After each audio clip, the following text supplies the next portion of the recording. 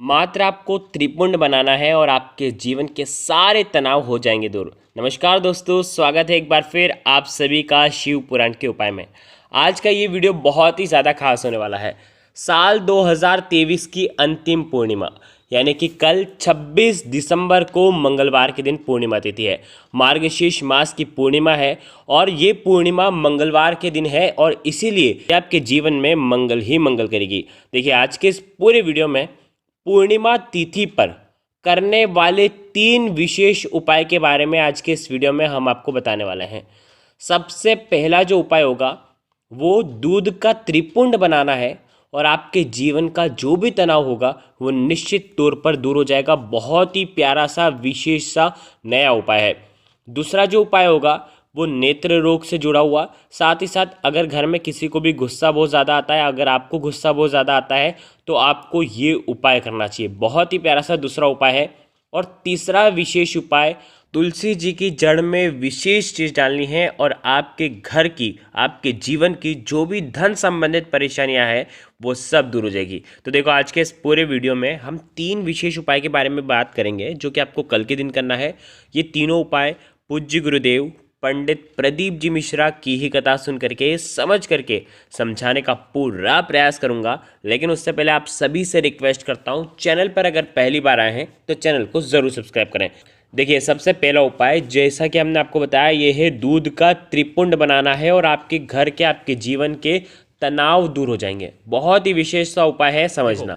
पूर्णिमा पर चंद्रमा अपनी पूर्ण कलाओं से युक्त होते हैं। तो सबसे पहला उपाय बहुत ही प्यारा सा उपाय है।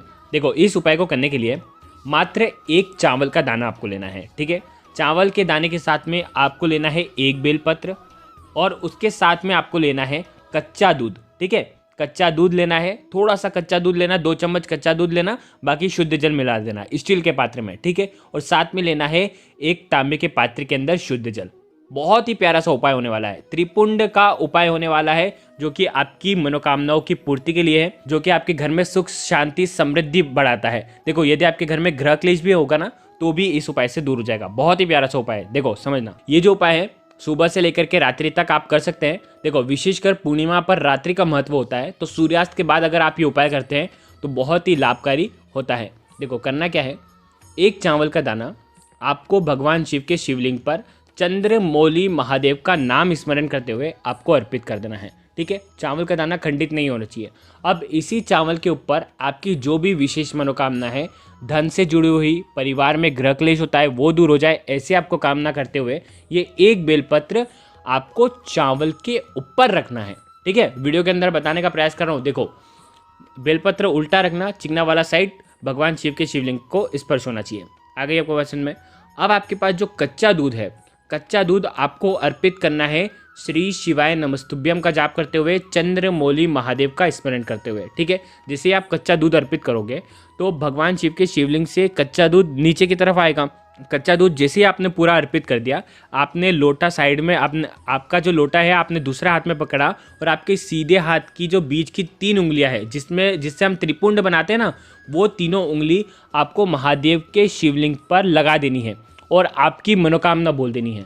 आ गई आपको बात समझ में? बहुत ही ध्यान से समझने वाली बात है। कच्चा दूध अर्पित करोगे, उसके बाद आपको ये तीनों उंगली स्पर्श करवा देनी है और आपकी मनोकामना बोल देनी है। ठीक है, मनोकामना बोलने के बाद ये कच्चे दूध वाली जो उंगली है, ये तीनों उंगली आपके आंखों पर, मस्तक पर आपको स्पर्श करवा देनी है। ठीक है, अब आपको क्या करना है, अंत में जो 1 लोटा शुद्ध जल लेकर के आए हैं, वो लोटा जल भगवान शिव के शिवलिंग पर, उसी बेलपत्र के ऊपर श्री शिवाय नमस्तुभ्यम का जाप करते हुए आपको अर्पित कर देना है। तो देखो, बस इतना सा उपाय करना है और आपकी जीवन की समस्त मनोकामना जो है वो त्रिपुंड वाली उंगलियों से परिपूर्ण हो जाएगी। तो बहुत ही प्यारा सा उपाय है। ये हो गया पहला उपाय। अब हम बात करते हैं दूसरे विशेष उपाय की। नेत्र रोग संबंधित कोई परेशानियां है, गुस्सा बहुत ज़्यादा आता है, तो खीर वाला ये विशेष उपाय है जो कि आपको करना है। पहला उपाय, यदि आपके शरीर में किसी भी प्रकार का रोग है, आपके शरीर में नेत्र संबंधित रोग है, या आपको बहुत ज़्यादा गुस्सा आता है, या आप बहुत ज़्यादा टेंशन लेते हैं, तो आपको ये सुंदर सा उपाय करना है। रात्रि में ठीक 12 बजे आपको चंद्रदेव का दर्शन करना है। इस उपाय को करने के लिए आपको लेना है पीपल का पत्ता है। देखिए, यहाँ पर एक चीज़ समझना, पीपल का जो पत्ता है वो आपको मंगलवार के दिन तोड़ना नहीं है, ठीक है। पीपल के वृक्ष के वहाँ पर आसपास घिरा हुआ पीपल का पत्ता आप ले सकते हैं, घिरा हुआ पत्ता, और उसे शुद्ध जल से साफ करके आप उपयोग में ले सकते हैं, ठीक है। अब यहाँ पर एक चीज़ समझना, अगर पीपल का जो पत्ता है वो पुराना पीपल का पत्ता आपके पास पड़ा हुआ है तो उसका भी आप उपयोग कर सकते हैं, ठीक है।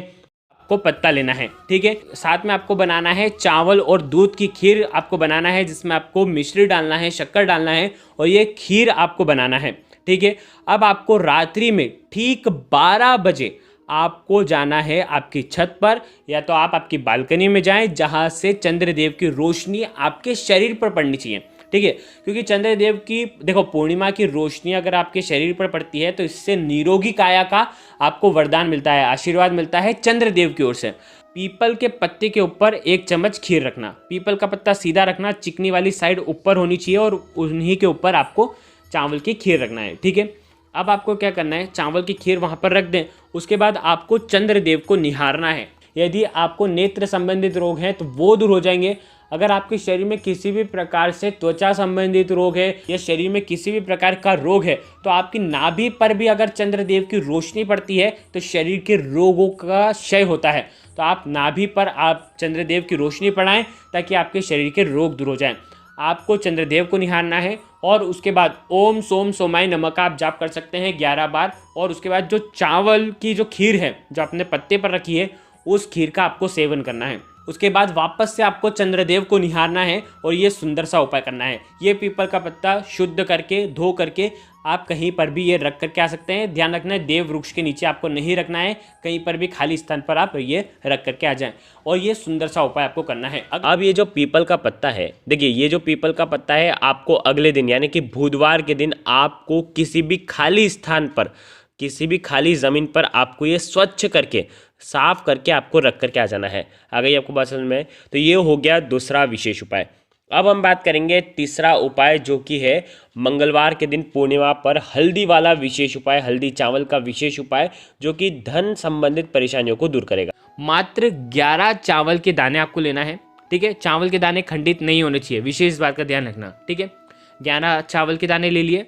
स्टील का पात्र लेना, उसके अंदर कच्चा दूध डालना 2 चम्मच, उसके अंदर शुद्ध जल डालना और उसके बाद साथ में लेना है 1 चुटकी हल्दी, ठीक है। ये तीनों सामग्री लेकर के आपको आप ही के घर में जहाँ कहीं भी तुलसी जी है वहाँ पर आपको जाना है और सूर्यास्त के पहले पहले ये उपाय करना है। क्या करना है, आपको कच्चे दूध के अंदर 1 चुटकी हल्दी आपको डाल देनी है, ठीक है। हल्दी डाल दी और उसके बाद 11 चावल के दाने भी जल के पात्र के अंदर आपको डाल देना है, कच्चे दूध के अंदर आपको डाल देना है।